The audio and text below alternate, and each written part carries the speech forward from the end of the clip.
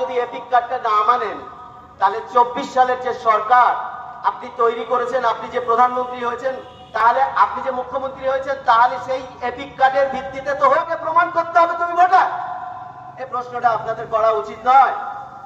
আজকে যদি না, কিছুদিন পর এই এসআইআর আমাদেরকে কিন্তু খুবই কষ্টদায়ক একটা ব্যবধানে নিয়ে যাবে, যার কারণে যাই হোক, আমি আমার পরিচয় দিই।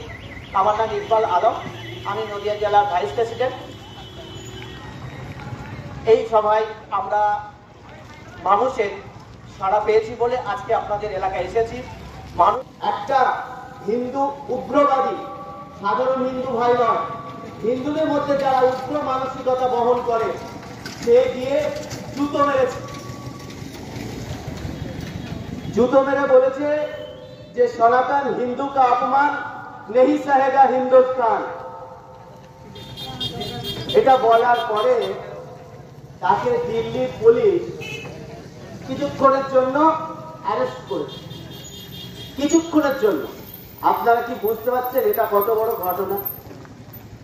আপনারা একটু ভাবুন, এই যে সারা ভারতের যত বিচারক, সেই বিচারকদের যে মাথা, সেই মাথার লোকটাকে সুপ্রিম কোর্টের 1 নম্বর বারে গিয়ে একজন গিয়ে জুতো মারল শুধুমাত্র দলিত হিন্দু হওয়ার অপরাধে।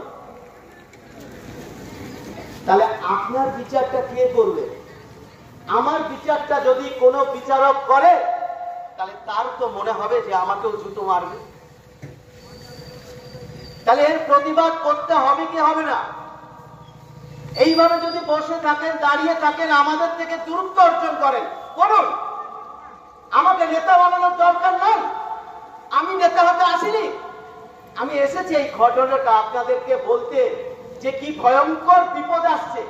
একটা চিফ জাস্টিস, ভারতবর্ষের 3য় দলিত, ভারতবর্ষের 78 বছরের ইতিহাসে এই হচ্ছে 2য় দলিত হিন্দু যাকে প্রধান বিচারপতি করা হয়েছে, মানে মুখিয়া, গ্রামের মুখিয়া নয়, দেশের মুখিয়া করা হয়েছে। সেই দলিত হিন্দুকে মুখিয়া করার ঘটনা ব্রাহ্মণ্যবাদীরা, এই আরএসএস, এই বিজেপি, এই ফ্যাসিস্টরা মানতে পারছে না। তাহলে আপনারা আমার বিচার কি করে করবেন? তার প্রতিবাদটা করতে হবে তো। তাই আমাদের এই নেতা আসাদুদ্দিন ওয়েসি সেদিন বলেছে, যদি ওর নাম রাকেশ কিশোর না হয়ে যদি আসাদুদ্দিন হতো, তাহলে আমাকে তো সঙ্গে সঙ্গে ইউএতে দিত। আজকে মুসলমান, আজকে দলিত, একটা যুবক, একটা রাজনীতিবিদ, তাদের কাউকে না কথা বলতে দেওয়া হচ্ছে, না রাজনীতি করতে দেওয়া হচ্ছে। আমাদের ছেলেকে এখানকার লোকেরা ফোন করে করে বলছে এই মিটিং এ যাবি না। ভাই, তাহলে আপনারা বলুন, এখানে আসুন, এসে বলুন কেন ওয়াকফের সম্পত্তিগুলো নেওয়া হলো। এখানে আসুন, এসে বলুন কেন ওবিসি মুসলমানদের 30% চাকরি, সেখানে আজকে ওবিসি লিস্ট পাওয়া হয়েছে, একটা মুসলমানের নাম নেই। বলুন এখানে এসে, নালে অনেক আহে বলবে আমি জানের পড়া করি না। আমার বাড়ি ধোয়াপাড়া গ্রামে, আমি খোদাবর্ষ শেখের ভাইপো। আমি যখন এই রাজনীতি করতে এসেছি তখন এই প্রতিজ্ঞা করে এসেছি যে যদি আমাকে কবরের গেলে, আমাকে যদি জেলে 50 বছর রাখা হয়, নেলসন ম্যান্ডেলার মতো আমার গলা নরম হবে না। আপনাদের জন্য এসেছি, আমি আপনাদের ছেলে। আমি হাওয়াই চপ্পল পরে দেবগ্রাম হাই স্কুলে পড়তে যেতাম, হাওয়াই চপ্পল পরে। কালীগঞ্জে প্রথম মুসলমান ছেলে যে মাধ্যমিকে স্টার পেয়েছি, প্রথম। অঙ্কে 97 ছেলে আমি একটা সফটওয়্যার আর্কিটেক্ট। আমেরিকাতে 1 বছর ছিলাম, ফিনিক্সে থেকেছি, ওয়াশিংটন ডিসিতে থেকেছি, হান্ডালে থেকেছি, এখনো ইউরোপে চলে যেতে পারি। কেন যাচ্ছি না? যাচ্ছি না আপনাদের জন্য, আপনাদের ভবিষ্যতের জন্য। জানেন এসআইআর আসতে চলেছে। এই এসআইআরটা যদি আসে, আপনাদের আবার কাগজপত্র নিয়ে হয়রানি হতে হবে। কিন্তু কেন হবে এসআইআর? আজকে ইলেকশন কমিশন বলছে এপিক কার্ডটা মানবো না।